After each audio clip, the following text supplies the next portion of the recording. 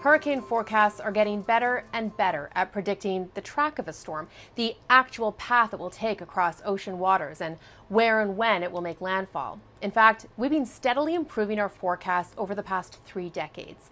But there are 2 parts to a hurricane forecast: the track and the intensity. That is how strong the winds near the center will get.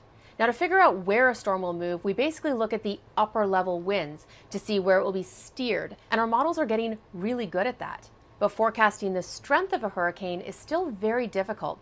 Rapidly intensifying hurricanes, where winds increase by at least 55 kilometers per hour in at least a 24-hour period, are particularly problematic. Unexpected strengthening before a storm makes landfall can increase the risk of death, injury, and damage.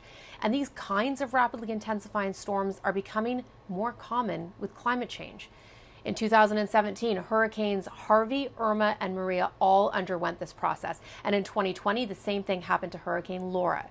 So this was the focus of new research led by scientists at NASA's Jet Propulsion Laboratory. The team found that a good indicator of how a hurricane's strength will change is the rainfall rate inside the storm's inner core. The harder it's raining, the more likely the storm is to intensify. The researchers also found that changes in storm intensity depended on the ice water content of clouds within the hurricane. And the final factor that seemed to have a big impact, the temperature of the air flowing away from the eye at the top of hurricanes. So the team gathered all this data on historical hurricanes from various international satellite projects. Now, these are all pretty complicated additions to be made to the current models that the National Hurricane Center uses.